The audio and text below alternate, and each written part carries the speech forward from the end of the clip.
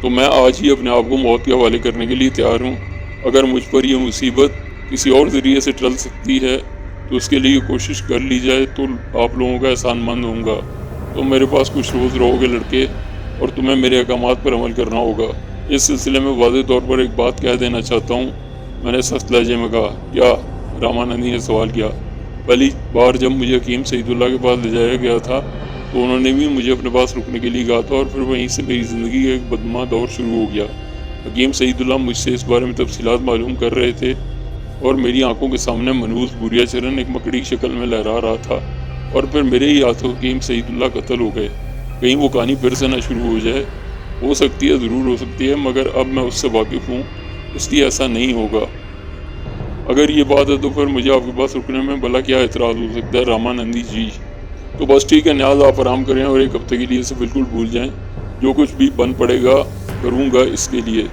نیاز اللہ صاحب کھڑے ہو گئے اور بولے، رامانندی بڑا وقت لیا ہے، میں نے تمہارا اور بہت کچھ مانگ لیا ہے، تم سے سوائے دعا کے اور میں کیا کر سکتا ہوں تمہارے لیے؟ میں تو ایک معمولی سا آدمی ہوں، خدا کا گناہ گار بندہ ہوں، میری تو دعاؤں میں یہ بھی اثر نہیں کہ وہ کسی کے کام آ جائیں، لیکن اس کے باوجود اپنا خدا سے مایوس نہیں ہوں۔ مسعود میاں، بھروسہ رکھنا، تمہاری بہن اور میں تمہارے لیے دعائیں کرتے رہیں گے، اللہ تعالیٰ بہتری ہی کرے گا۔ اچھا تو رامانندی، پھر مجھے اجازت دو۔ ٹھیک ہے نیاز، کام بھی دیا تو نے ہمیں، تو ایسا کہ پورے بھروسے کے ساتھ نہیں کر رہے، لیکن چنتا مت کرنا، رامانندی نے ہوش سنبھالنے کے بعد تیری صورت دیکھی تھی، اگر مر بھی گیا تو تیری صورت آنکھوں میں ہوگی۔ چنتا مت کرنا، اس کے لیے جو کچھ بھی ہوا ہم سے بن پڑا ہم کریں گے، مگر سنو ایک بات کہہ دیتے ہیں، کچھ پانے کے لیے کچھ کھونا ہی پڑتا، اور جو کھو جائے اس کی ذمہ داری تم پر ہوگی۔ میں سمجھا نہیں رامانندی، نیاز اللہ صاحب نے کہا۔ میں سمجھا بھی نہیں سکتا تمہیں اس وقت، رامانندی نے کہا، اور نیاز اللہ اس کا چہرہ دیکھتے ہوئے رہے۔ پھر بولے، اس کے باوجود میں جانتا ہوں کہ تو جو کچھ بھی کرے گا بہتر ہی کرے گا۔ رامانندی نے دونوں ہاتھ جوڑ دیے اور نیاز اللہ واپسی کے لیے پلٹے۔ میں اور رامانندی انہیں باہر تک چھوڑنے آئے تھے۔ نیاز اللہ صاحب نے کہا، تم اطمینان سے یہاں رہو، میں اسی ٹانگے واپس چلا جاؤں گا، کل پھر آؤں گا۔ نہیں نیاز اللہ، جب تک میں تجھے یہاں نہ بلاؤں تو نہیں آنا، یہ میری درخواست ہے تجھ سے، رامانندی نے کہا، اور نیاز اللہ چونک کر اسے دیکھنے لگے، پھر ٹھنڈی سانس لے کر بولے، ٹھیک ہے، میں تیرے کسی کام میں مداخلت نہیں کروں گا۔ اچھا تو پھر میں چلتا ہوں، مسعود میاں اجازت ہے۔ میں نے نیاز اللہ صاحب سے مسافہ کیا اور اس کے بعد وہ چلے گئے۔ رامانندی نے میرے شانے پر ہاتھ رکھ کر مجھے اپنے ساتھ آنے کے لیے کہا۔ اس بار وہ کھنڈر میں واپس نہیں گیا تھا، بلکہ ٹہلنے کے اس انداز میں دوسری جانب چل پڑا تھا۔ کچھ دیر خاموش رہنے کے بعد اس نے کہا، مسعود ہے نا تمہارا نام؟ ہاں۔ دیکھو مسعود، ایک بات میں پورے خلوص سے کہنا چاہتا ہوں تم سے، جو واقعات اور حالات میرے علم میں ہیں ان سے میں نے ایک اندازہ لگا لیا ہے۔ میری حیثیت ایک حکیم کی سی ہے جو مریض دیکھتا ہے اور اس کے مرض کی تشخیص کرتا ہے اور اس کے لیے دوا تجویز کرتا ہے۔ تم صاحب ایمان ہو، بے شک مانتا ہوں، حالانکہ میرے اور تمہارے دھرم میں اختلاف ہے، میرا دھرم کچھ اور ہے، تمہارا دھرم کچھ اور، لیکن کیا تم اس بات کو تسلیم کرنے سے انکار کرو گے کہ بعض اوقات صحت کے لیے مریض کو کڑی ہوئی دوائیں بھی دینا پڑتی ہیں؟ ہاں بے شک۔ اس کے علاوہ ڈاکٹروں کی اقسام ہوتی ہیں، کوئی ایلوپیتھک ہوتا ہے، کوئی ہومیوپیتھک، اور کئی جڑی بوٹیوں سے علاج کرتا ہے۔ ہر ایک کا اپنا انداز ہوتا ہے، میرا اپنا طریقہ علاج ہے، میں تو وہی کر سکتا ہوں۔ کیوں نہیں؟ مجھ پر اعتماد رکھنا، میرا تم سے کوئی ذاتی مفاد نہیں ہوگا، بس میں تمہاری صحت چاہتا ہوں اور جو کچھ کروں گا اس کے لیے کروں گا۔ آج سنیچر وار ہے، تمہیں منگل وار تک انتظار کرنا ہوگا۔ منگل کی رات کو تمہیں بہت سی مشکلوں سے چھٹکارا مل جائے گا۔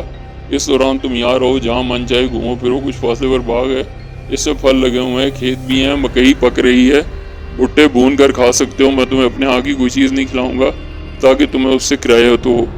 آپ بہت عظیم انسان ہیں رامانندی جی، میں نے متاثر ہو کر کہا، اور رامانندی مسکرا دیا۔ زندگی بہت تھوڑی سی ہوتی ہے مسعود میاں، انسان اچھی طرح جانتا ہے کہ کچھ بھی کر لے، کچھ بھی پا لے، مگر اسے مرنا ہوگا، جیون بھر کی محنت سے جو کچھ حاصل کیا ہے چھوڑنا ہوگا، مگر اس کی فطرت میں طلب ہے، سب کچھ جان کر بھی وہ سب کچھ پانا چاہتا ہے، اور اگر یہ نہ ہو تو سنسار کے سارے کام رک جائیں۔ مگر روح کی طلب بھی ایک چیز ہوتی ہے، وہ جو کچھ کرتا ہے روح کی آسودگی کے لیے کرتا ہے، اور روح کی آسودگی کے لیے محبت بھی بہت بڑی چیز ہے۔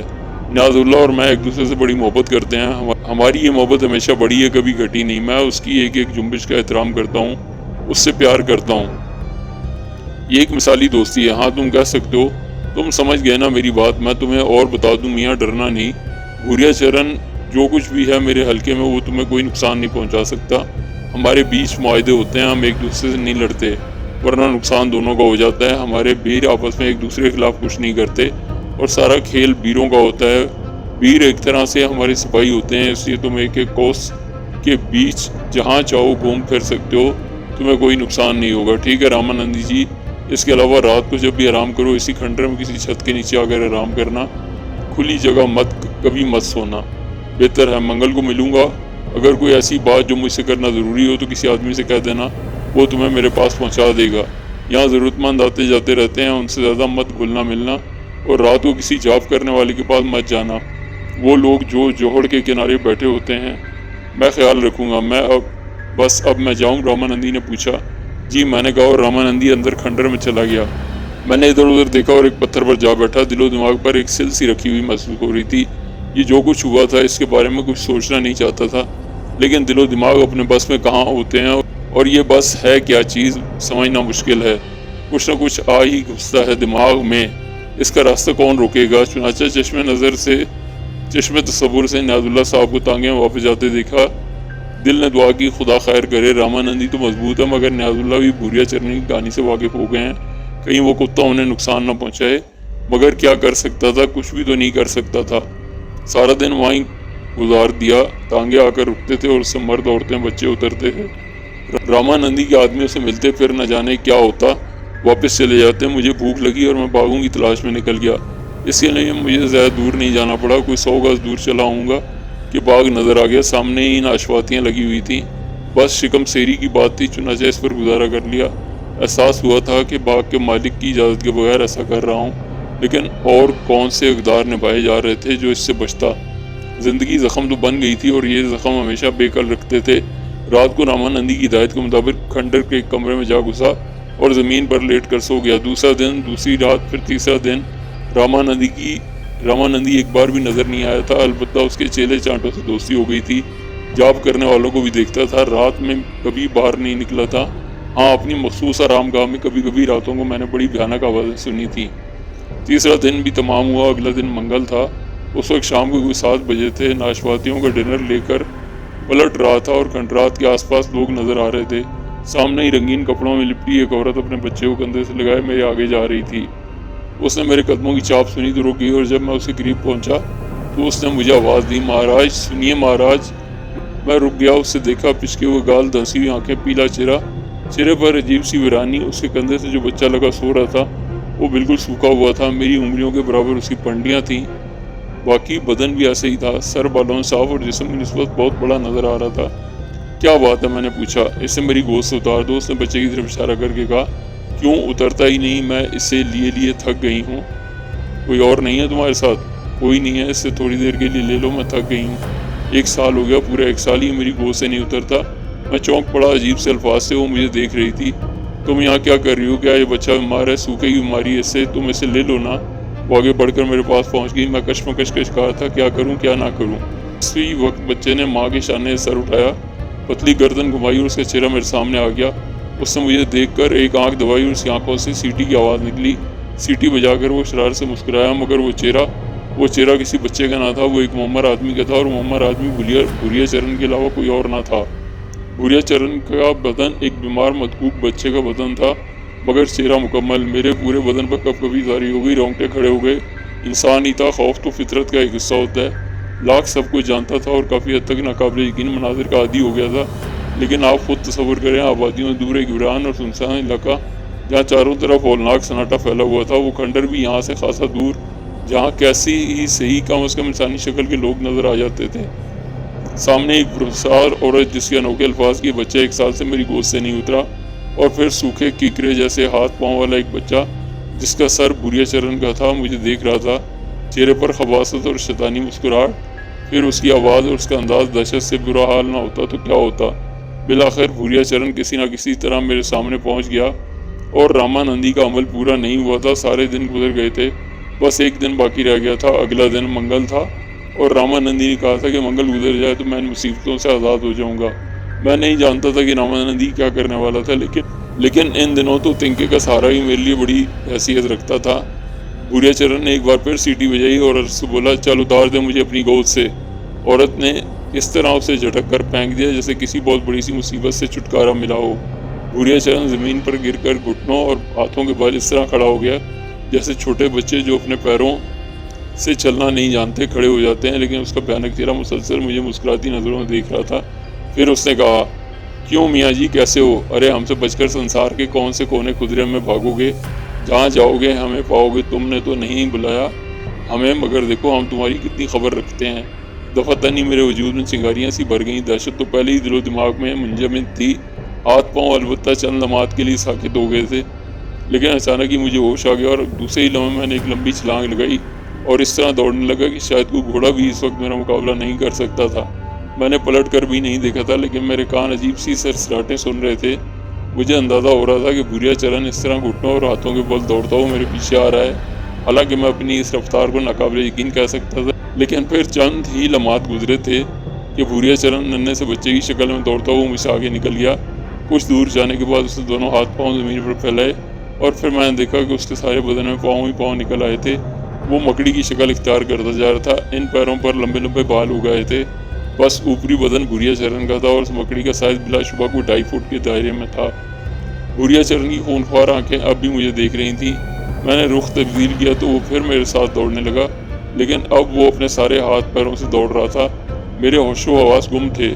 समझ में नहीं आ रहा था कि आगे क्या होगा।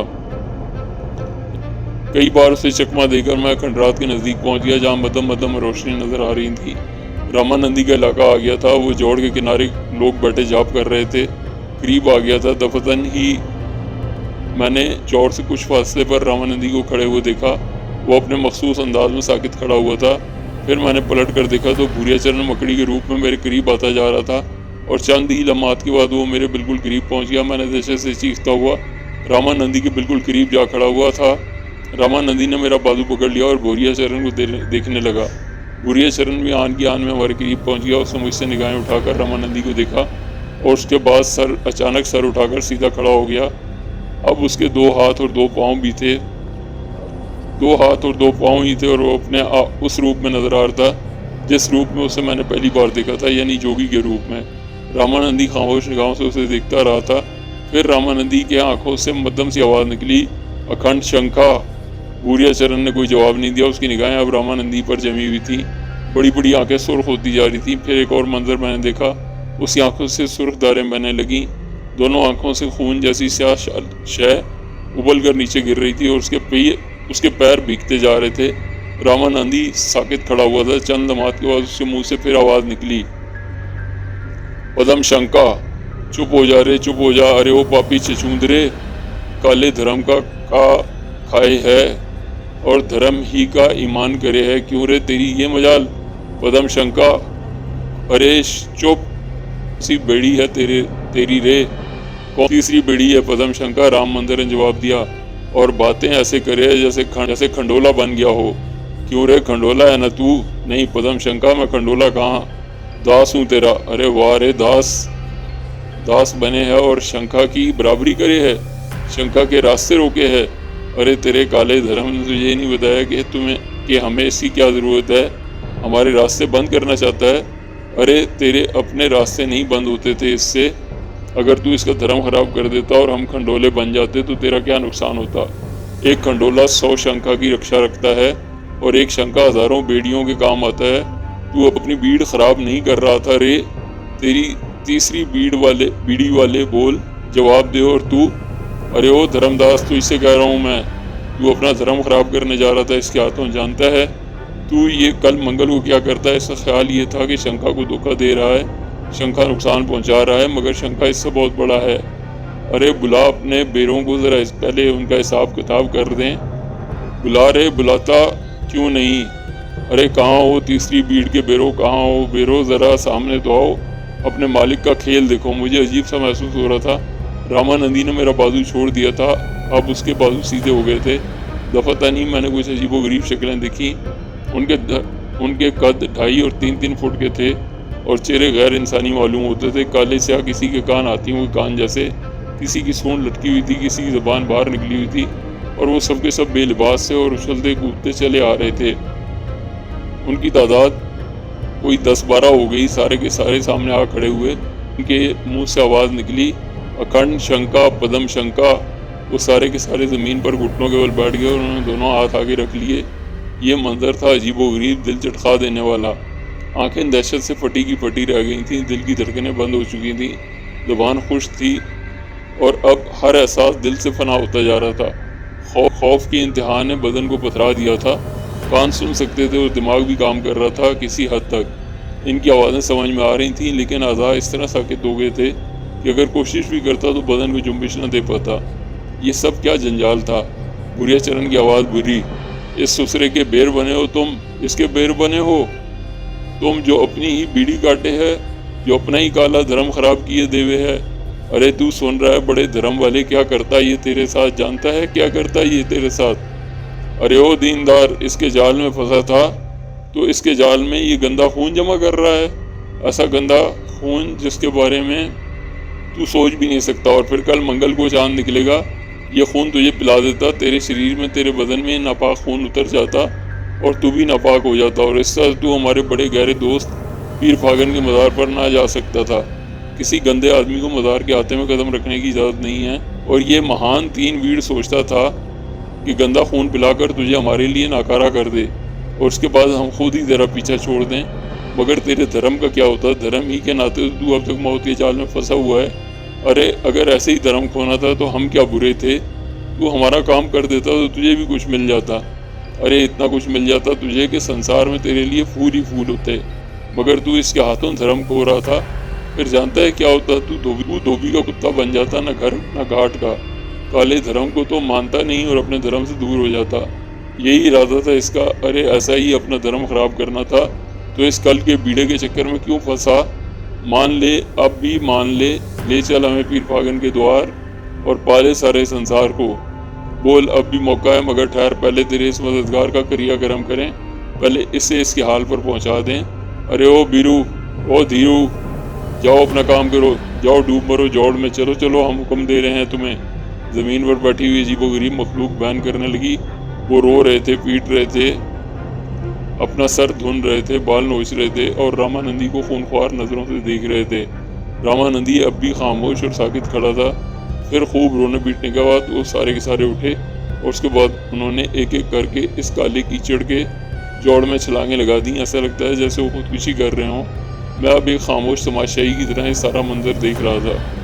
رامانندی پتھرایا ہوا کھڑا تھا اور ان عجیب و غریب لوگوں کے غائب ہو جانے کے بعد بھوریا چرن رامانندی کی طرف متوجہ ہو گیا۔ ہاں رے تیسری بیڑی والے، بول اب تیرا کیا کریں؟ ہم چھوڑ دیں تجھے یا سزا دیں تجھے؟ بول کیا تھا تیرے پاس اسے دینے کے لیے؟ اس کا دھرم خراب کرتا تو صرف اس لیے نہ کہ پھر یہ ہمارے کام کا نہ رہے، یہی منصوبہ تھا نا تیرا؟ ہاں پدم شنکا، رامانندی نے جواب دیا۔ پدم شنکا، میرے بچپن کے دوست نے مجھ سے یہ کہا تھا۔ ارے بچپن کا دوست تو اس سے یہ کہتا کہ اپنا دھرم چھوڑ کر مسلمان ہو جا تو ہو جاتا، کیوں؟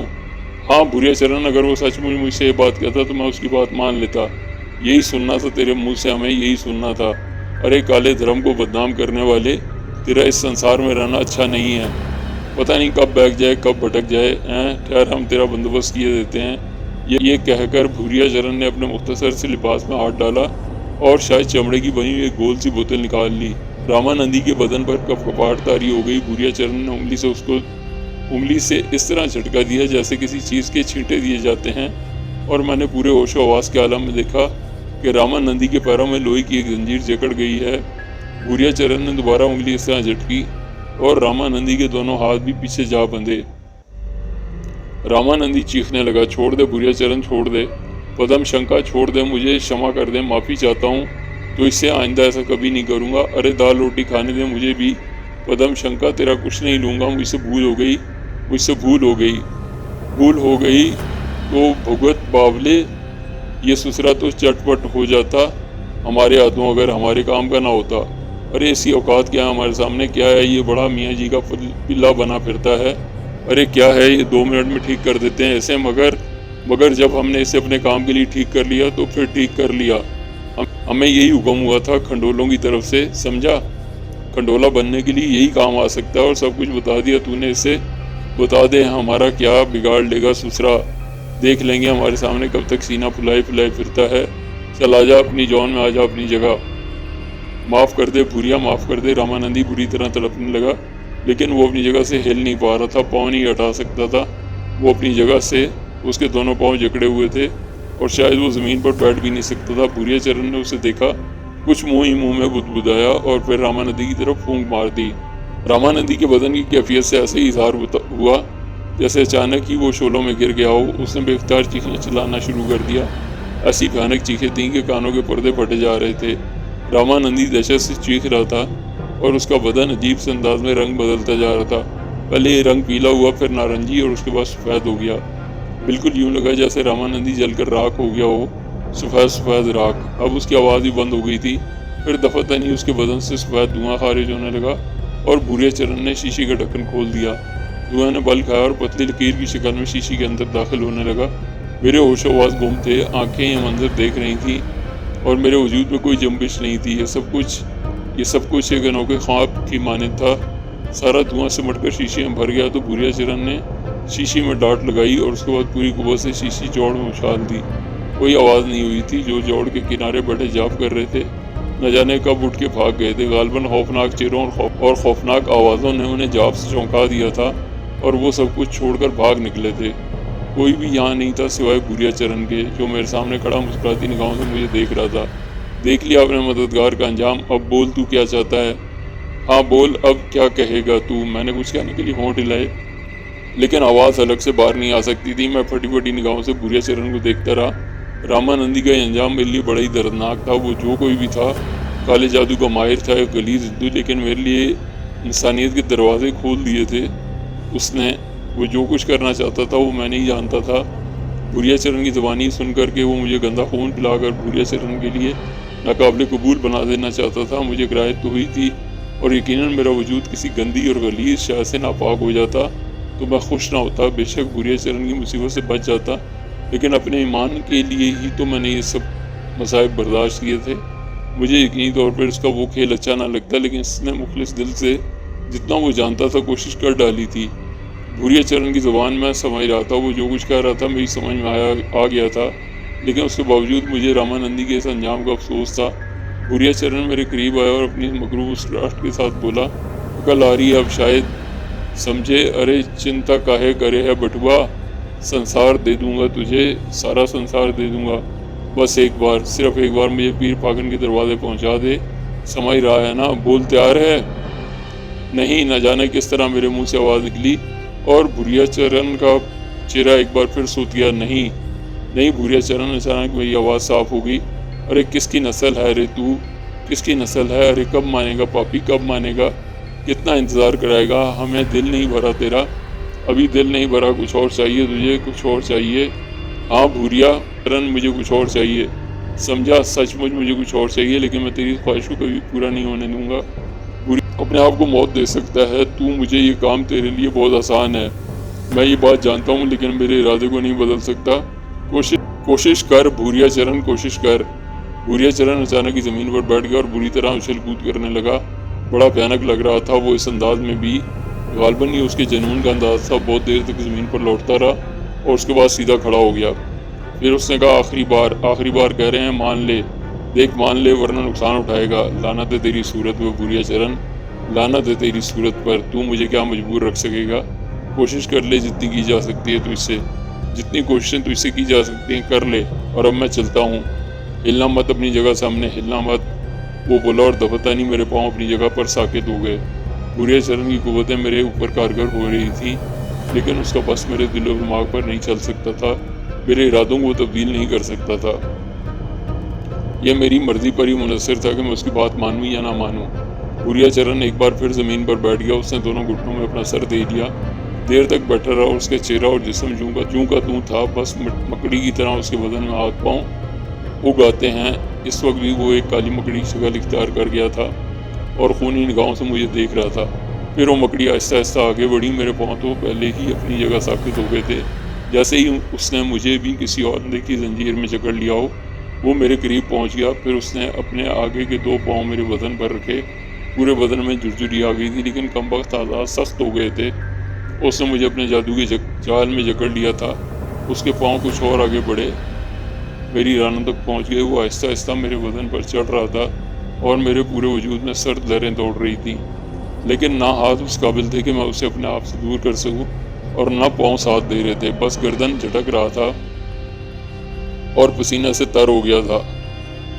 وہ آہستہ آہستہ میرے چہرے کے بالکل قریب پہنچ گیا، اور پھر اس نے اچانک اپنا منہ میری گردن کے قریب کر دیا، اور اس کے بعد اس نے اپنے باریک نکیلے دانت میری گردن میں پیوست کر دیے۔ مجھے شدید تکلیف کا احساس ہوا، بدن میں سوئیاں سی چبھیں، لیکن میں اسے اس عمل سے نہ روک سکا۔ نہ جانے کیا کر رہا تھا وہ کم بخت۔ چند لمحات وہ اسی طرح میری گردن سے چمٹا رہا اور پھر نیچے اتر گیا۔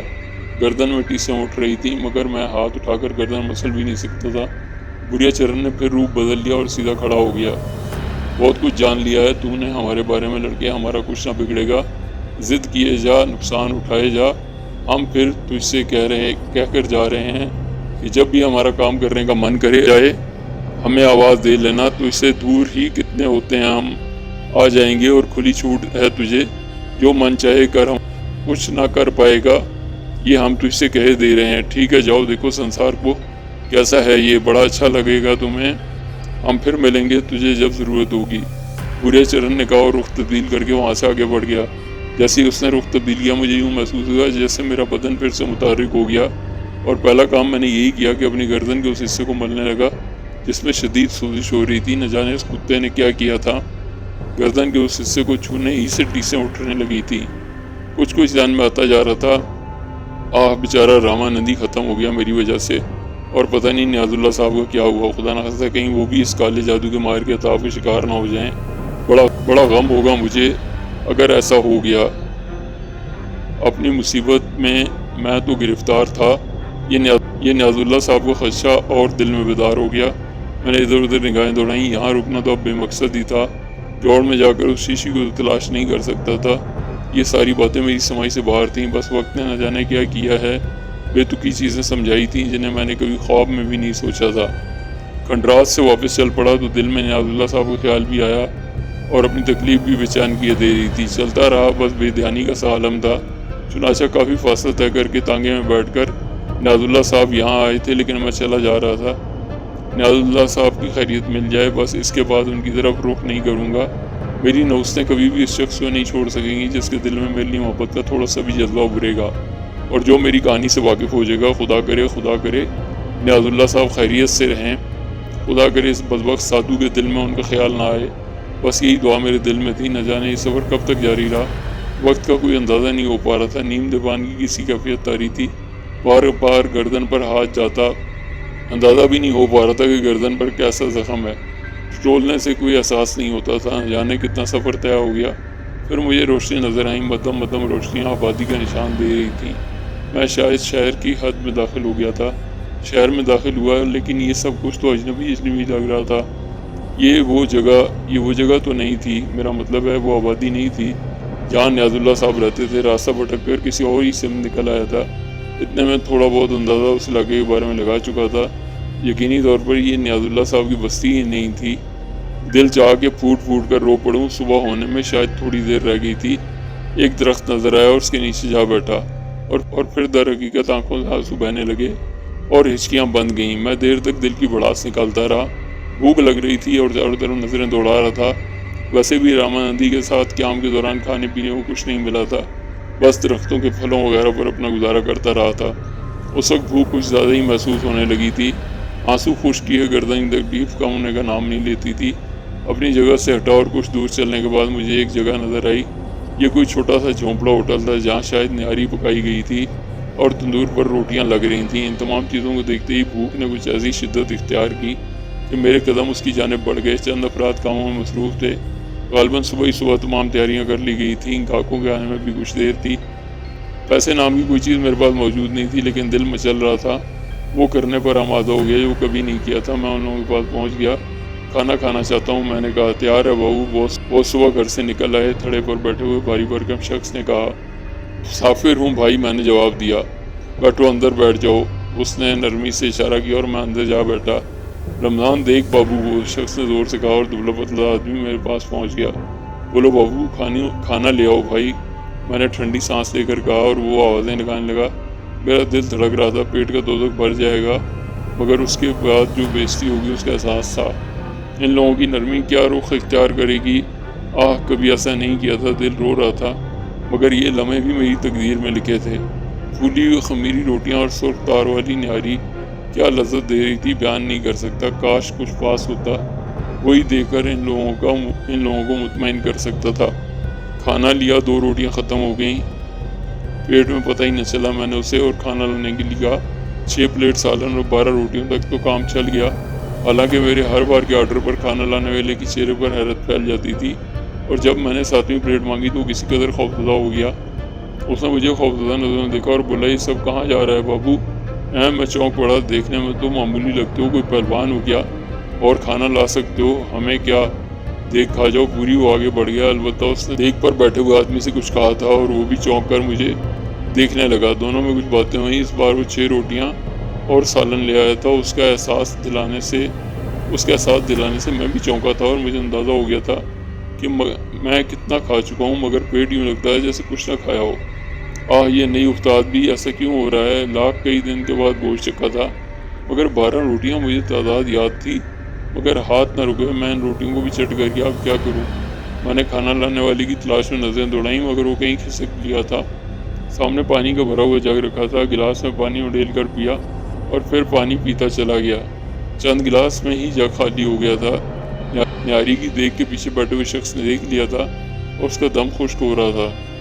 میں اپنی جگہ سے اٹھا اور جیسے ہی پہنچ کے پیچھے سے نکلا، وہ شخص بھی جلدی سے تھڑے سے نیچے اتر آیا۔ اور پانی مل سکے گا بھائی؟ اوہو ہے، اس نے ٹینکی کی طرف اشارہ کیا اور میں وہاں پہنچ گیا۔ گلاس پر گلاس پیے جا رہے تھے، مگر نہ بھوک مٹی تھی اور نہ پیاس۔ چلا کر گلاس رکھ دیا اور پھر آخری مرحلے سے نمٹنے کے لیے تیار ہو گیا، مگر ایک عجیب سی چیز دیکھنے کو ملی۔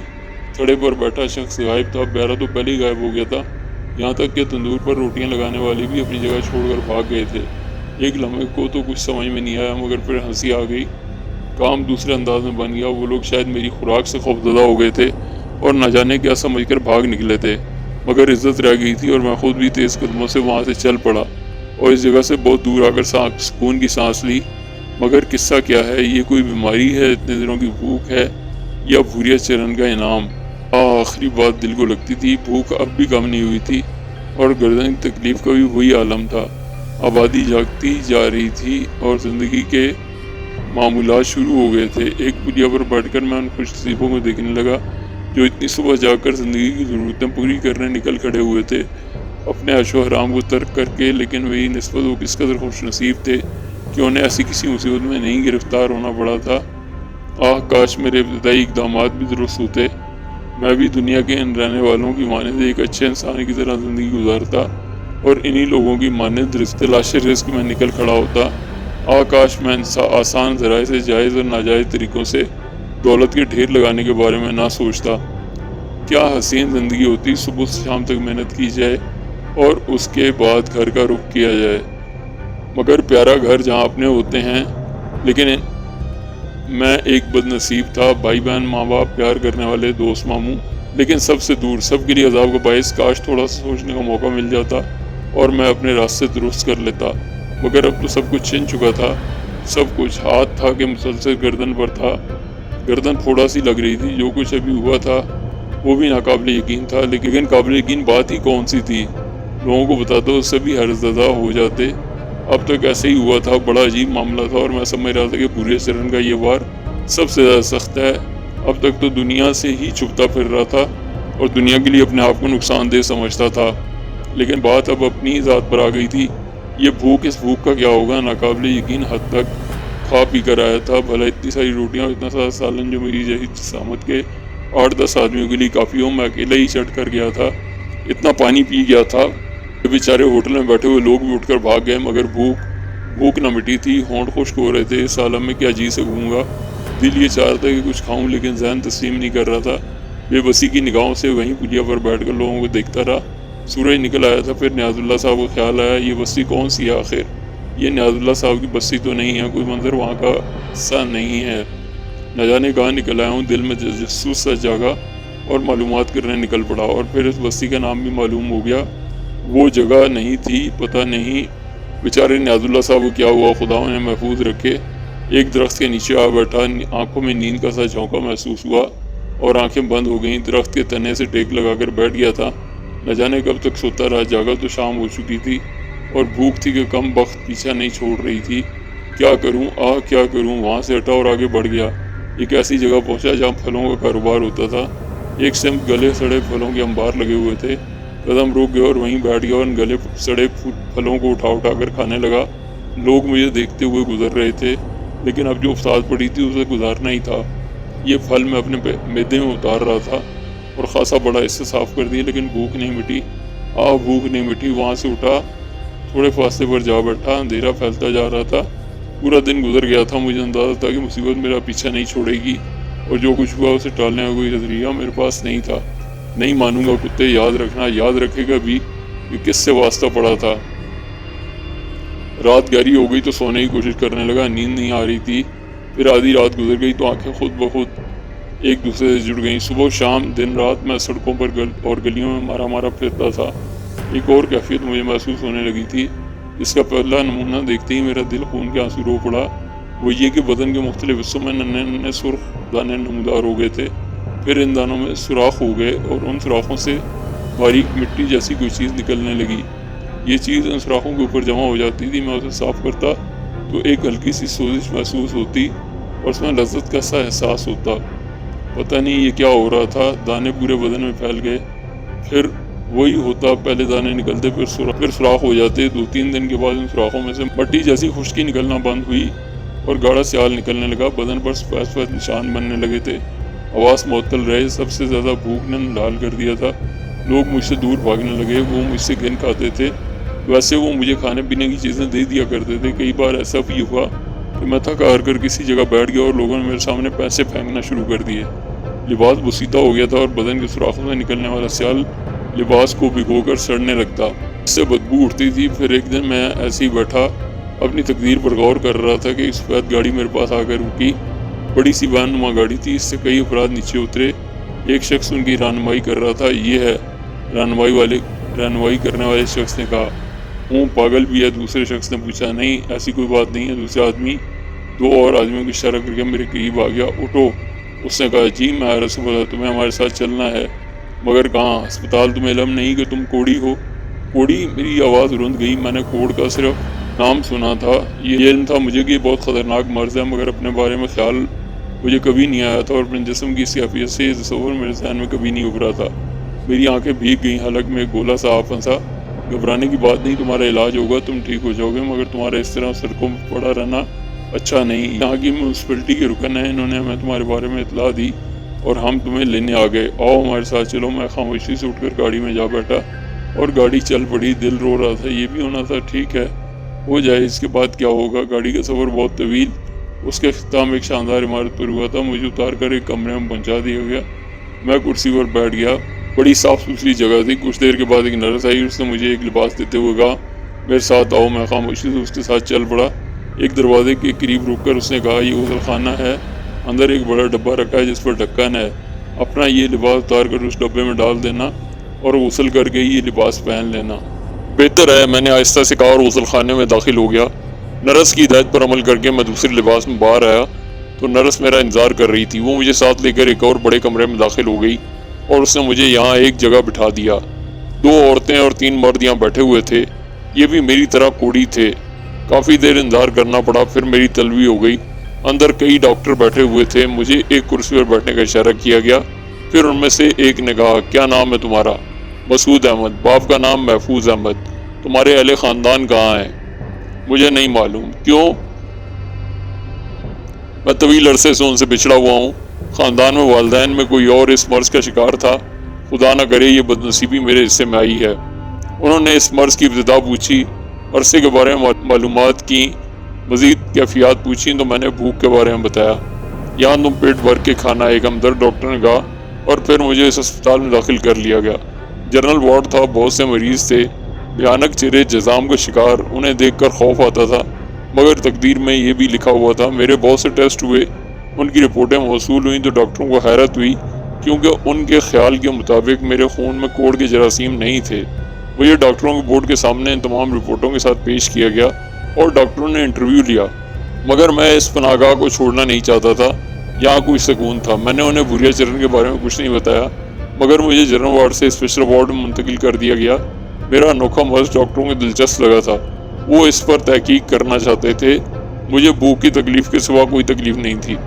اسپیشل وارڈ میں میرے ساتھ 3 مریض تھے، جن میں ایک معمر شخص جو کافی تعلیم یافتہ اور نمازی آدمی تھا، نام سلیم بیگ تھا، اور دوسرا شہزادہ تھا جس کی عمر 30 سال کے قریب تھی۔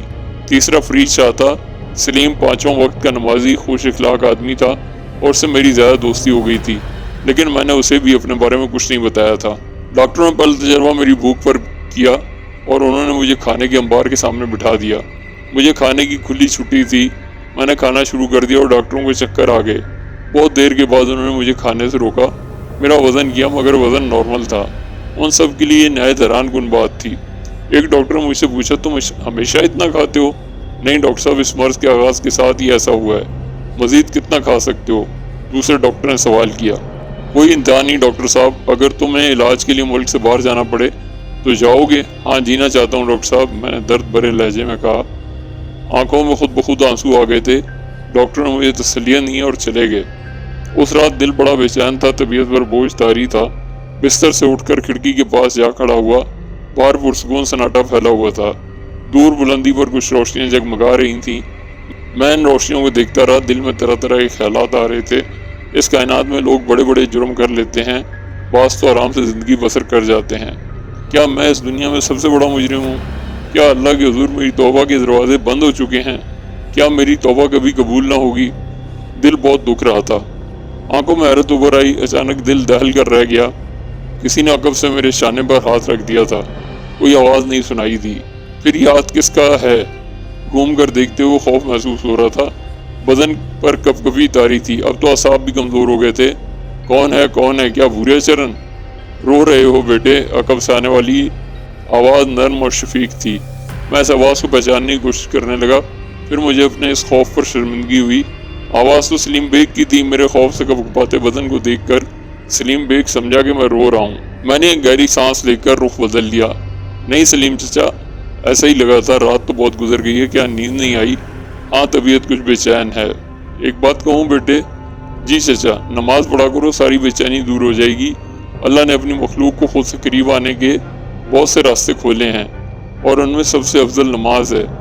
جس میں تم اس کے حضور ہوتے ہو، تمہارا تصور اس کی حمد و ثنا میں ہوتا ہے، اور جب خیال اس ذات باری کی طرف ہو تو کوئی اور خیال بے چین نہیں کرتا۔ نماز شروع کر کے دیکھو بیٹے، ایک تجربہ کر لو، تمہیں فائدے کا اندازہ خود ہو جائے گا۔ دل کو ایک عجیب سا دھکا لگا تھا۔ سب کچھ کرتا رہا تھا، نہ جانے یہ کیوں نہ کیا تھا۔ نماز آتی ہے؟ بھول گیا ہوں چچا، کوئی مشکل ہی نہیں، تھوڑی دیر میں یاد کرا دوں گا۔ ہمارے کپڑے بدن کا کوڑ، کپڑے تو خون اور پیپ سے گندے ہو جاتے ہیں۔ یہ مجبوری ہے، بیماری بھی خالق کا تحفہ ہے۔ دل کی طہارت ضروری ہے۔ غلاظت تو ہمارے سارے وجود میں بھری ہے۔ روح سے بدن عاری ہو جائے تو اس غلاظت کا تعفن دیکھو، ناقابل برداشت ہوتا ہے۔ بس روح طاہر ہے، اس کی طہارت افضل ہے۔ دل سے ضرور پاک رہو، وہ مجبوریاں معاف کر دیتا ہے۔ اور پھر بے چینی کی علامات اس کی یاد میں گزار دیں۔ دیکھو بے چینی کیسے بھاگتی ہے۔ فجر کی نماز دونوں ساتھ پڑھیں گے۔ میں کھڑکی کے پاس سے ہٹا اور سلیم بیگ مجھے طریقہ نماز سکھانے لگے۔ آنکھوں سے آنسو بہنے لگے۔ بہت کچھ یاد آیا۔ بڑے عجیب سے احساسات ہو رہے تھے۔ ہم کس طرح وقت کے دھارے پر بہہ جاتے ہیں۔ بچپن تھا، محمود بھی چھوٹا تھا، عید آتی تھی، امی دونوں بھائیوں کو تیار کرتی تھی، ہم ریاض انگلیاں پکڑے ہوئے ہوتے تھے، ہم نماز پڑھنے جاتے تھے، ابو نمازی تلقین کرتے تھے، چھوٹے تھے تو خوف سے نماز پڑھتے تھے، بڑے ہوئے تو سرکشی شروع کر دی۔ جمعے کے دن غائب ہوئے، رفتہ رفتہ ابو نے کہنا چھوڑ دیا، سلیم بیگ صاحب آیاتِ الہی دہراتے رہے اور میرا ذہن بھٹکتا رہا۔ اب سو جاؤ، فجر کے وقت جگا دوں گا۔ جگا دوں نا؟ جی میں نے کہا اور لیٹ گیا۔ سلیم صاحب بھی لیٹ گئے، نہ جانے کب نیند آئی، پتہ نہیں سویا بھی تھا یا نہیں۔ سلیم بیگ صاحب نے جھنجھوڑا تو فوراً آواز دی، ہاں چچا جاگ رہا ہوں۔ کیا بات ہے، بھول گیا فجر کی اذان ہو رہی ہے، اٹھ جاؤ بیٹے، نماز افضل ہے نیند سے۔ جی چچا، میں نے کہا اور اٹھ گیا۔ نماز پڑھی اور پھر سلیم بیگ سے باتیں کرتا رہا۔ 2 دن گزر گئے، کوئی تکلیف نہیں تھی، مگر بھوک کی تکلیف سے نڈھال رہتا تھا۔ حالانکہ مجھے ایک وقت میں کم از کم 6 افراد کی خوراک دی جاتی تھی۔ کھاتے ہوئے شرمندگی ہوتی تھی مگر دل نہیں بھرتا تھا۔ تیسری دوپہر کچھ نئے ڈاکٹر آئے، مجھے خصوصی طور پر ان کے سامنے پیش کیا گیا۔ میری ساری رپورٹیں ان کے سامنے تھیں۔ ہم تمہیں جرمنی بھیجنا چاہتے ہیں، تمہاری تفصیل وہاں بھجوائی جا چکی ہے اور وہاں کے ڈاکٹر تم پر تجربات کرنا چاہتے ہیں۔ یہ تجربات تمہاری موت پر بھی ختم ہو سکتے ہیں۔ تم کہتے ہو تم لاوارث ہو، اس لیے کسی اور سے تو تمہارے بارے میں کوئی بات نہیں کی جا سکتی۔ تم بتاؤ تم تیار ہو؟ جی، میں ہکا بکا سا رہ گیا۔ تم سے اس بارے میں پوچھا گیا تھا اور تم نے آمادگی کا اظہار کیا تھا۔ پرانے ڈاکٹروں میں سے ایک نے کہا تھا، جی ہاں مجھے یاد ہے، مجھے کب جانا ہوگا؟ کچھ دن لگ جائیں گے، حکومت تمہاری روانگی کے انتظامات کرے گی۔ تمہاری موت کی تو محض ایک بات کہی گئی ہے، زیادہ امکانات تمہارے درست ہو جانے کے ہیں۔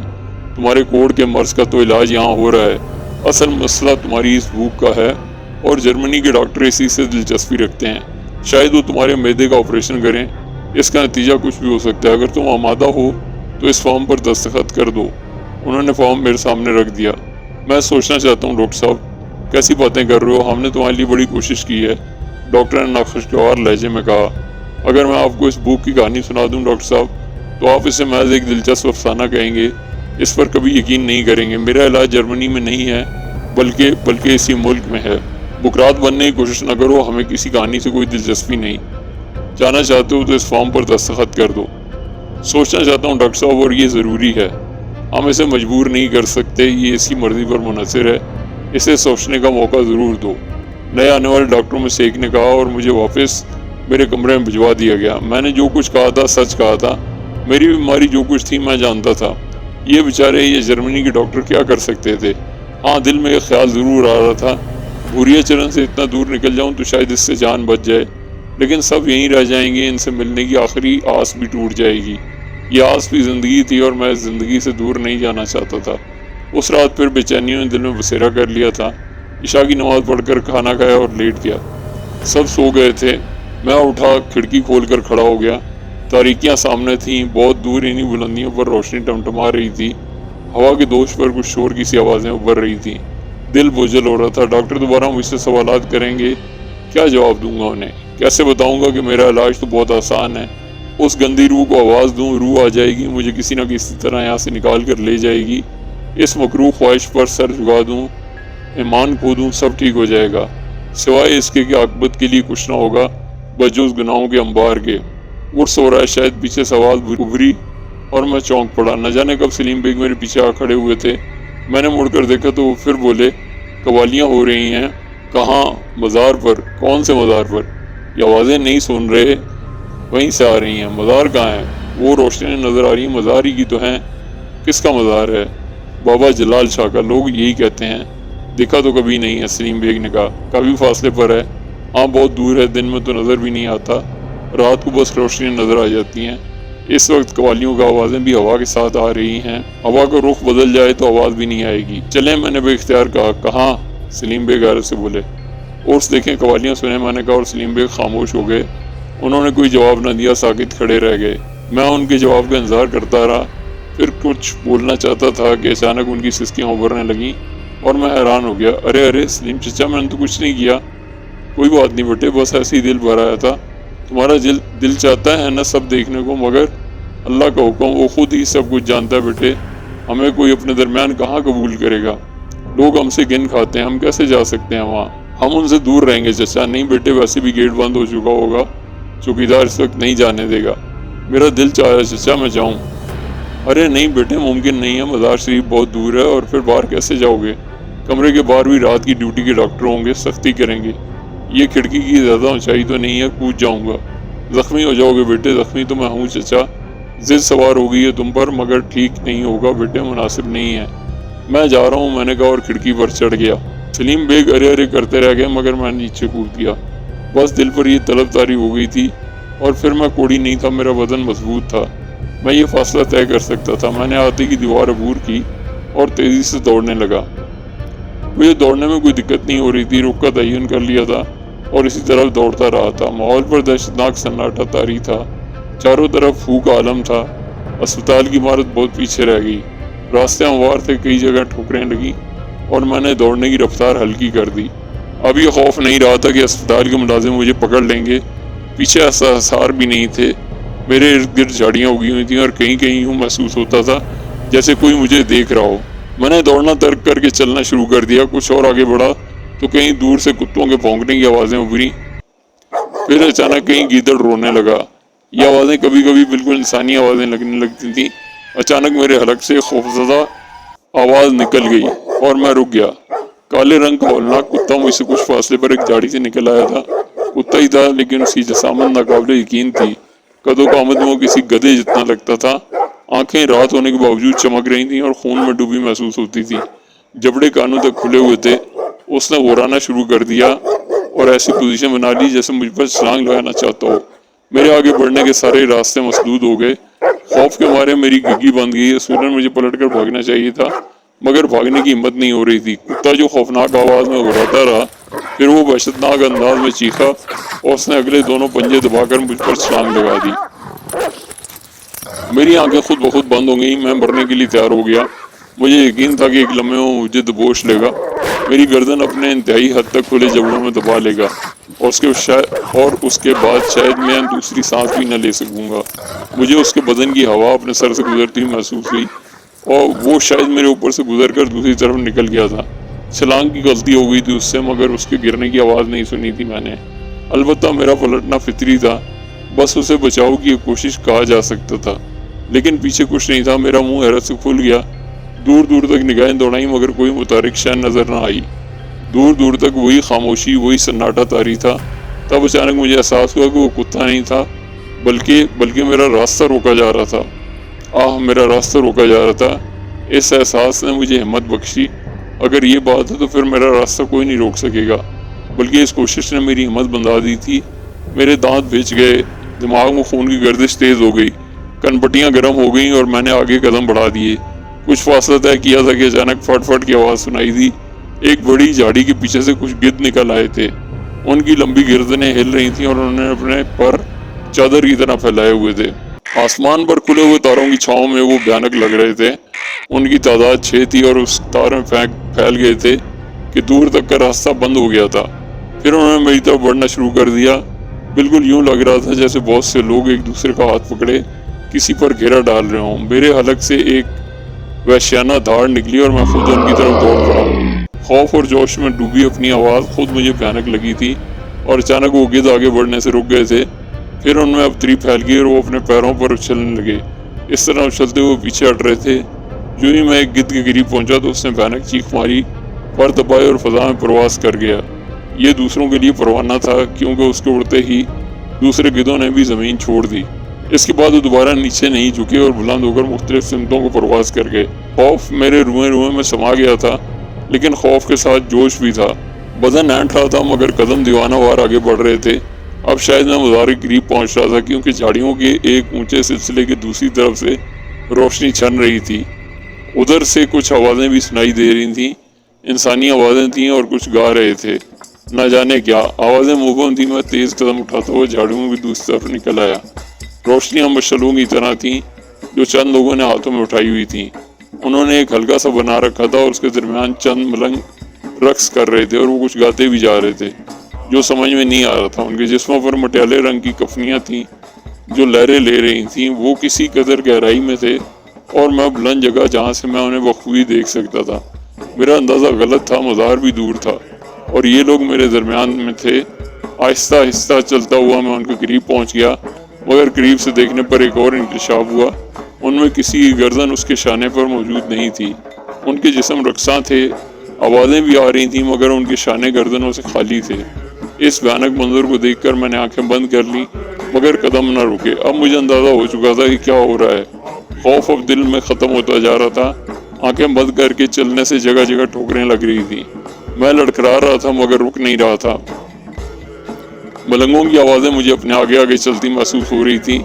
एक बार आंखें खोल कर देखा तो वो सब मुझे अपने साथ साथ आगे बढ़ते नजर आए। उन्होंने मशालें पकड़ी हुई थी। बेसर वाले नाच रहे थे और मेरे आगे जुलूस किसी शक्ल में आगे बढ़ रहे थे। मैंने रफ्तार तेज़ की तो वो भी तेज़ चलने लगे। न जाने कौन सी कुव्वत मुझे जिंदा रखे हुए थी, वरना इस मंजर को देखकर दिल की धड़कन बंद हो जानी चाहिए थी। न जाने कितनी दूर तक मैं चलता रहा। दिमाग सनसना रहा था, बदन की कुव्वतें सल्ब होती जा रही थीं और अब न जाने कौन चल रहा था और वो मैं तो ना था। आवाज़ें बंद हो गईं। अब कवाली की आवाज़ें नुमायां हो रही थीं। कवाल गा रहे थे, मन की प्यास बुझाने आया दाता एक सवाली। आंखें खुल गईं। बेशुमार खलकत थी, रोशनियां जगमगा रही थीं। लोग नहीं बोल रहे थे, सर कटे मलंगों का कोई नामो निशान नहीं था। میں بیٹھنے کے لیے جگہ تلاش کرنے لگا۔ انسانوں کے ہجوم کے درمیان تھا، جہاں تک پہنچا تھا وہیں بیٹھ گیا۔ کچھ فاصلے پر بہت سے لوگ دری بچھائے بیٹھے ہوئے تھے۔ جگہ جگہ عرس میں شرکت کرنے والوں نے ڈیرے ڈالے ہوئے تھے۔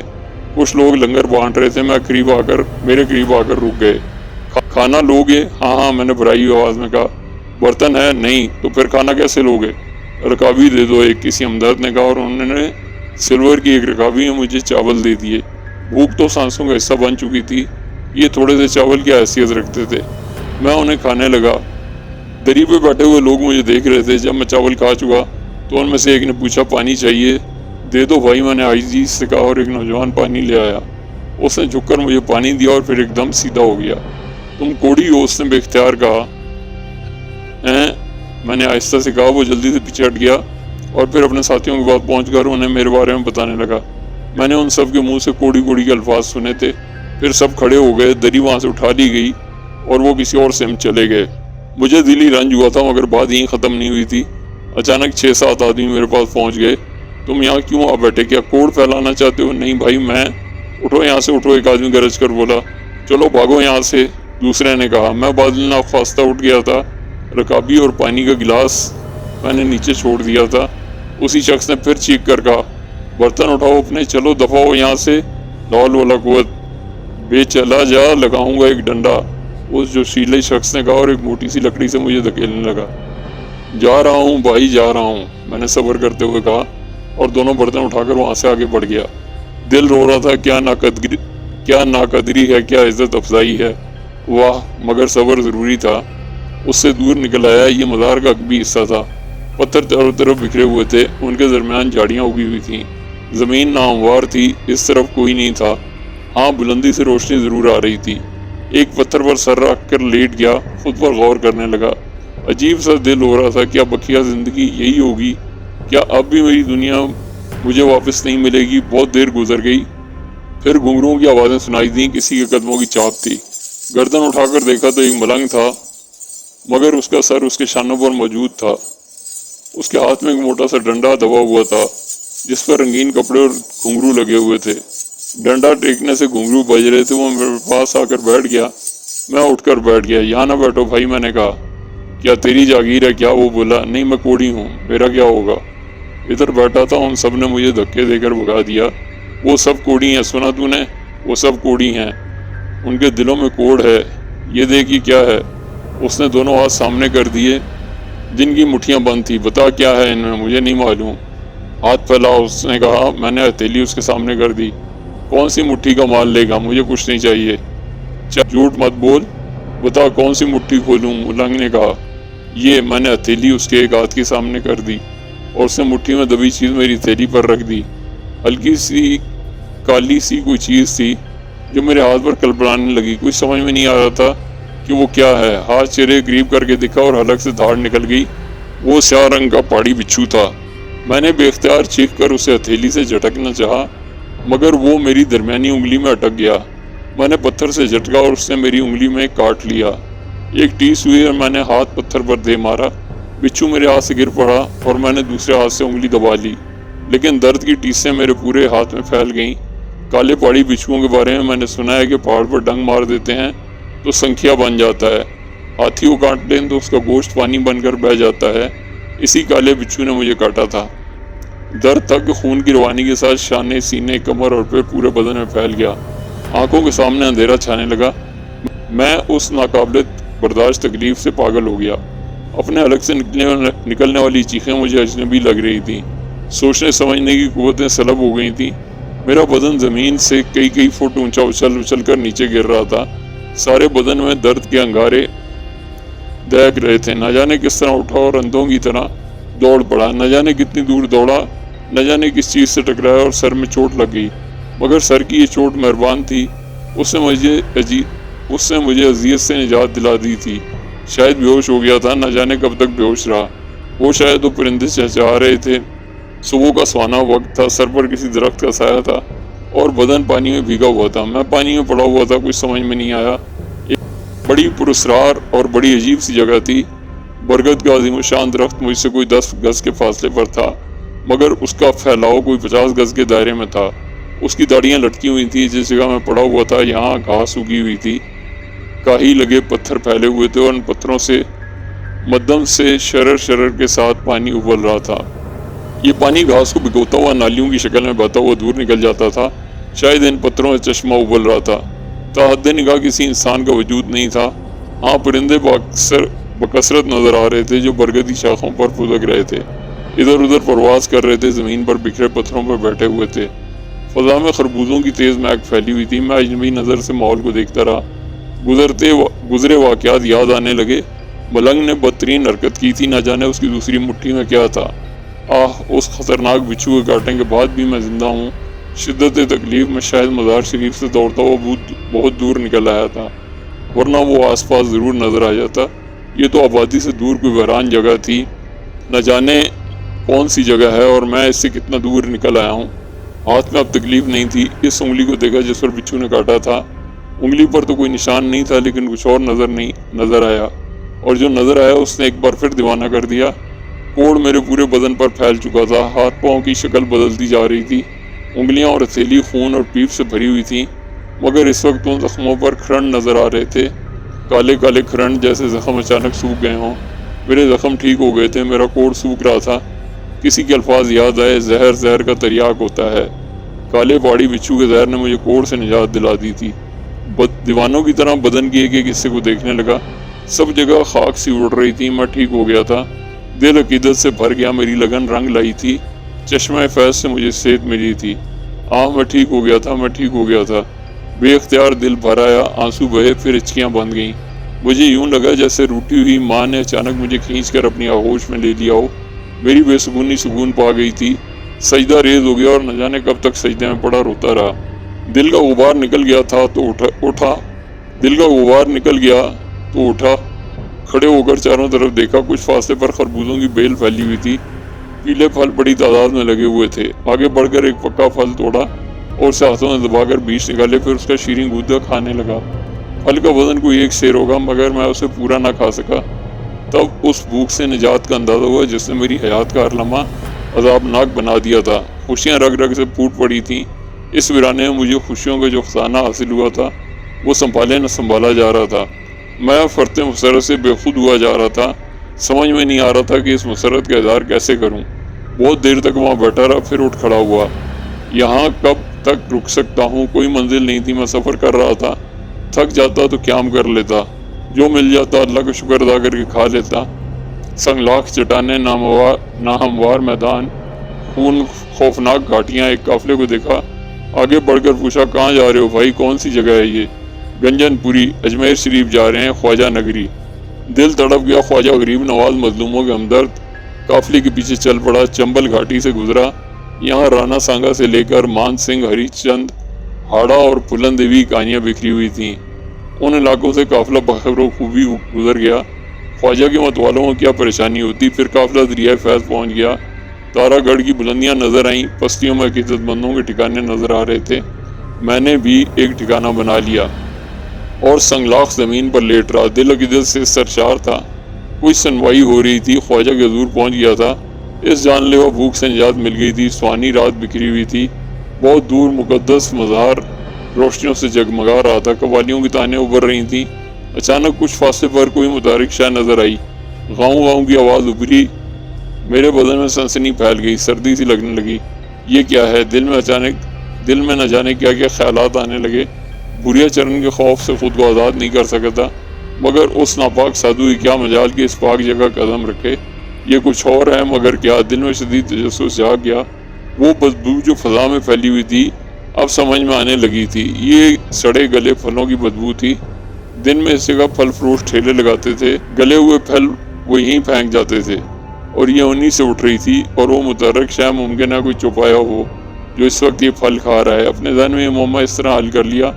ممکن تھا اس طرف سے لاپرواہ ہو جاتا، لیکن ذہن تحقیق کا عادی ہو گیا تھا۔ سوچا قریب جا کر دیکھوں، اور قدم آگے بڑھ گئے۔ میرے خیال کی تصدیق ہو گئی، بو پھلوں کے اسی ڈھیر سے آ رہی تھی، مگر وہاں کچھ چھپایا نہیں تھا، بلکہ وہ کوئی انسان تھا جو یہ گلے ہوئے پھل کھا رہا تھا۔ شاید کوئی بھوکا فقیر تھا، ممکن ہے خواجہ کے لنگر سے محروم رہ گیا، اور قریب جا کر اسے دیکھا، اس کے بدن پر چتھڑے پھول رہے تھے، بال اور داڑھی مٹی سے ہٹے ہوئے تھے، چہرہ عجیب سا تھا، بڑے نماگ سے پھل کھا رہا تھا۔ مجھے دیکھ کر اس نے پاس رکھی ہوئی چھڑی اٹھائی اور اسے بلند کر کے بولا، ہوش ہوش بھاگ جا۔ میں ٹھٹک کر رک گیا۔ کوئی مجذوب تھا۔ خواجہ کے مقدس مزار کے ہاتھے میں نے بے شمار قلندر، ملنگ اور مجذوب دیکھے تھے جو حق کے نعرے لگاتے رہتے تھے۔ انہی میں سے کوئی تھا۔ دلچسپی پیدا ہو گئی، دل خوش تھا، دل لگی سوجی۔ میں اس سے کچھ فاصلے پر بیٹھ گیا۔ بھاگ بھاگ، گندگی کرے گا۔ مجذوب نے پھر لکڑی اٹھا کر کہا، میں بھی پھل کھانا چاہتا ہوں۔ میں نے کہا، چھونا مت ورنہ لکڑی سے ماروں گا۔ مجھے بھی کچھ پھل دے دو، میں نے عاجزی سے کہا۔ منع کر رہا ہوں، بھاگ جا، پھل کھائے گا، گندا غلیظ کہیں کا۔ اتنا نہیں جانتا، پہلے پھل چکھنا پڑتا ہے پھر کھایا جاتا ہے۔ جا بھاگ، ہوش ہوش۔ اور ایک سڑی ہوئی نارنگی اٹھا کر کھانے لگا۔ میں پھل چکھنا چاہتا ہوں، میں نے کہا، اور وہ گردن جھکائے جھکائے ہنس پڑا۔ بار بار ہنستا رہا، پھر بے تحاشا ہنسنے لگا، پھر بولا، چکھ تو رہا ہے، جو کرتا ہے اس کا پھل چکھ تو رہا ہے، اور چکھے گا، ابھی اور چکھے گا۔ میں دنگ رہ گیا، کیا رمز تھا اس کے جملے میں۔ دل میں عقیدت پیدا ہو گئی۔ میں نے عاجزی سے کہا، بہت پھل کھا چکا ہوں، اب کھانا چاہتا ہوں۔ ایسے ہی کھانا چاہتا ہے، پہلے بیج وہ پودا لگا، پھر اسے پروان چڑھا، پھر پھل دے تو پھل کھا۔ بھاگتا ہے یا ماروں پتھر؟ مجذوب غصے سے کھڑا ہو گیا۔ اس نے پاس پڑا پتھر اٹھا لیا تھا۔ مجھ پر رحم کر دو، مجھے پھل دے دو، میں نے عاجزی سے کہا۔ مار رہا ہے، دیکھو یہ مجھے مار رہا ہے، میں بھی ماروں گا پھر نہ کہنا۔ اس نے پیچھے رک کر کے کہا، اور پھر جیسے کوئی آواز سن کر بولا، بھگا دو، بھگاتا ہوں۔ اس نے پتھر مجھ پر کھینچ مارا۔ میں بے اختیار جھک گیا اور پتھر میرے اوپر سے نکل گیا۔ غیروں سے رحم مانگتا ہے، بھاگ یہاں سے بھاگ۔ اس نے دوسرا پتھر اٹھا لیا اور ایک پتھر میری کمر میں لگا۔ اس کے بعد مجذوب نے مجھ پر پتھروں کی بارش کر دی۔ بے شمار چوٹیں لگی تھیں، بھاگنا پڑا۔ وہ میرے پیچھے آ رہا تھا اور پتھر اٹھا اٹھا کر مار رہا تھا۔ سر بچا ہوا تھا ورنہ اٹھنا مشکل ہو جاتا، مگر اب بدحواسی جاری ہو گئی تھی۔ مجذوب میرے پیچھے دوڑ رہا تھا۔ وہ منہ سے ایسی آوازیں نکالتا جا رہا تھا جیسے کسی کتے کو بھگا رہا ہو۔ بہت دور نکل آیا، ساری روشنیاں پیچھے رہ گئیں۔ پھر ایک پتھریلی دیوار سامنے آ گئی اور میں اس کے پیچھے پہنچ گیا۔ عجیب ناگہانی پڑی تھی، خیمے دور رہ گئے تھے اور مجذوب تھا کہ پیچھا نہیں چھوڑ رہا تھا۔ میں بری طرح تھک گیا تھا، اتنا فاصلہ طے کر لیا تھا کہ بیان نہیں کر سکتا تھا۔ یقین تھا کہ وہ اب ادھر بھی آ جائے گا، مگر وہ نہ آیا۔ دیر تک انتظار کرنے کے بعد میں نے اپنی جگہ چھوڑ دی۔ جھانک کر ٹیلے کے دوسری طرف دیکھا، وہ شاید واپس چلا گیا تھا۔ تاحد نگاہ کوئی نہیں تھا۔ سانس بحال ہونے لگی تھی۔ مزید کچھ دیر انتظار کیا اور اس کے بعد وہاں سے نکل آیا۔ پتہ نہیں اس بھاگ دوڑ میں کتنا فاصلہ طے ہو گیا تھا۔ مجذوب کی باتیں دل کو عجیب طرح سے متاثر کر رہی تھی۔ ذرا سا غم کا احساس بھی تھا۔ وہ خوشی جو ایک تصور سے تھوڑی دیر پہلے ملی تھی، یعنی میں نے سوچا تھا کہ پہلے مصیبتوں کے لمحات ٹلنے لگے ہیں، کچھ بہتری ہو رہی ہے میری زندگی میں، اور اب اس بات نے ہی اتنی کوشی بخشی تھی کہ اپنے خیمے سے نکل کر باہر آ گیا تھا۔ مجذوب کے الفاظ بڑی گہرائیوں کے حامل تھے۔ اس نے کہا تھا کہ پہلے پھل چکھا جاتا ہے اور اس کے بعد کھایا جاتا ہے، اور اس کی تفصیل میری نگاہوں کے سامنے تھی۔ برائیوں کا پھل واقعی چکھا جاتا ہے اور نیکیاں جب پھل دیتی ہیں تب وہ پھل کھایا جاتا ہے۔ کون سی نیکیاں کر لی تھی میں نے؟ بس برائیوں کے راستے پر نکلا تھا اور غلاظتوں میں ڈوبتا چلا گیا تھا۔ اب تو ہر چیز نگاہوں کے سامنے تھی، کوئی بات پوشیدہ نہیں رہی تھی۔ بوریا چرن بھی اپنے ہی جال میں جکڑ گیا تھا۔ غالباً اسے کالے جادو کا یہ بھی ایک حصہ تھا کہ اس وقت کوئی بھی اس کے سامنے آئے اور اپنی غرض کا اظہار کرے تو وہ اپنی بھی غرض کا تبادلہ کرے، اور بدنصیبی ہی میری تقدیر میں لکھی ہوئی تھی۔ نہ جانے اب اور کتنے پھل چکھنے پڑیں گے۔ مجذوب کا کہنا تو کچھ اس انداز کا تھا جیسے ابھی میں نے کوئی مصیبت بھگتی ہی نہ ہو۔ کیا میں مزید مشکلات کا شکار ہو سکتا ہوں؟ کیا میرے اندر اب اتنی سخت ہے کہ میں اپنے کیے کا پھل چکھوں؟ اگر میری تقدیر میں لکھا ہے تو پھل کھانے کو کب ملے گا؟ دل عجیب سی دکھن کا شکار تھا۔ بہرحال بیچاروں تک پہنچنا تو بے حد ضروری تھا، جو مجھ سے اپنی محبت کے سارے یہاں تک لے آئے تھے اور اس کے بعد مزید کہیں اور جانے کا ارادہ رکھتے تھے۔ دل سے ریحانہ بیگم کے لیے دعائیں نکلنے لگیں۔ بس ذرا سی بد دلی پیدا ہو گئی تھی، لیکن میں تکلیف بھی ہنسی خوشی برداشت کر لینا چاہتا تھا۔ کسی سے کہنا تو بے مقصد ہی ہوگا، کیا فائدہ کسی سے ان باتوں کا تذکرہ کرنے سے؟ آگے بڑھتا رہا، جس راستے سے دوڑتا ہوا آیا تھا اسی سمت واپس جا رہا تھا، مگر نہ تو مزار اقدس کی روشنی نظر آ رہی تھی نہ کوئی اور ہی روشنی۔ پیر جواب دیتے جا رہے تھے، جسمانی قوتیں ساتھ چھوڑتی جا رہی تھیں، لیکن وہاں پہنچنا ضروری تھا۔ نہ جانے کتنا وقت گزر گیا، پھر ایک جگہ رک کر میں نے ہراساں نظروں سے چاروں طرف دیکھا۔ یہ کیا ہو گیا؟ کہاں نکل آیا ہوں؟ وہ سب کچھ نظر کیوں نہیں آ رہا؟ کیا راستہ بھٹک گیا ہوں؟ ऐसे किसी बुलंद टीले की तलाश में निगाहें दौड़ाई जहाँ चढ़कर दूर दूर का जायजा ले सकूं। ऐसा ही किया। काफ़ी फासले पर एक पहाड़ी टीला नज़र आ रहा था, उसकी जानिब बढ़ गया। इस पहाड़ी टीले पर चढ़ना ही बड़ा मुश्किल साबित हुआ। ठोस पत्थर का पहाड़ था, छोटे छोटे टुकड़े कहीं कहीं नज़र आते जाते थे। अगर कटाव न होते तो पाँव जमाना ही मुश्किल हो जाता। ऐसा बुलंद था, दूर से इतना एहसास नहीं होता था। बिलाखिर किसी न किसी तरह बुलंदी और पहुंच गया, तवाज़ुन संभाला और दूर दूर तक देखने लगा। और उसके बाद न जाने क्यों दिल डूबने का एहसास हुआ। निगाह की हद तक और आसमान की बुलंदियों तक कुछ नज़र नहीं आ रहा था। ये होता कि कहीं अगर रोशनियाँ हो रही होती तो वहाँ आसमान पर एक सफ़ेदी सी आ जाती है जो इन रोशनियों को पता देती है, लेकिन यहाँ तो जिधर नज़र उठती थी आसमान स्याह ही नज़र आता था। क्या तकदीर फिर काली हो गई है। ख्वाजा के दरबार में आने के बावजूद माफ़ी नहीं मिली। फल चखना है तो इतना फासला तय नहीं किया था। बेशक दौड़ता हुआ आया था, फिर ये सब कुछ निगाहों से क्यों ओझल हो गया। कितनी दूर भगा दिया मुझे इस मजदूब ने ख्वाजा के दरबार से। एक बार फिर दिल में उदास पैदा हुआ और आंसू सिसकियों में ढल गए। पहाड़ी टीले की बुलंदी पर बैठकर ही जोर जोर से रोने लगा। बहुत रोया और रोने से दिल दर हकीकत हल्का हो गया। फिर नीचे उतर आया और ठंडी आग भरकर वहीं पहाड़ी टीले के दामन में बैठ गया। दिन की रोशनी में फिर कोशिश करूंगा। दिन की किरण फूटने में बहुत ज़्यादा देर नहीं लगी। सारी रात गुजर ही गई थी। ये भी तकदीर का लिखा था, वरना खैमे से बाहर क्यों निकलता। एक लम्हे की खुशी थी, दिल में समाये रखता, लेकिन एक तरह से अच्छा भी हुआ था। कम से कम गलत फहमियों से निकल आया था। अभी मेरी ज़िंदगी को करार नहीं है, अभी बेकरारियों में बसर करनी है। शायद मुझे ज़िंदगी के आखिरी लम्हे तक माफ़ी ना मिल सके, मेरी मुश्किल का कोई हल दरियाफ्त ना हो सके। सूरज ने पहाड़ियों से झांका और उसके बाद फ़ज़ा में उठता चला गया। मुझे एहसास था कि इस लको दग सहरा में ज़िंदगी भी मुश्किल हो जाएगी। पानी ना खुराक, एक बार फिर मुश्किलों का सामान करना पड़ेगा। दिल था कि सीने का खौल तोड़कर बाहर आ जाना चाहता था। मैं वहाँ से चल पड़ा, मायूसी के आलम में चल पड़ा। फल चखना है मुझे, ना जाने कौन कौन से फल चखने हैं। सर चकरा रहा था, आंखों में अंधेरा छाने लगा। जब तक हिम्मत साथ देती रही चलता रहा। फिर जोर का चक्कर आया और सर पकड़कर जहाँ था वहीं बैठ गया, लेकिन आंखों के सामने तारीकी बढ़ती जा रही थी। फिर ये तारीकी मेरे पूरे वजूद पर मुसल्लत हो गई। बेहोशी ना जाने कितनी तवील थी, होश ना जाने कहाँ आया था। सीने पर कोई चीज़ रखी हुई थी, चुभन सी हो रही थी, पता नहीं क्या था सब कुछ। दफतन बाजू में शाने गरीब किसी ने खंजर उतार दिया। Dear viewers, if you like to watch the scariest horror stories, do subscribe, like and share our channel. Thank you.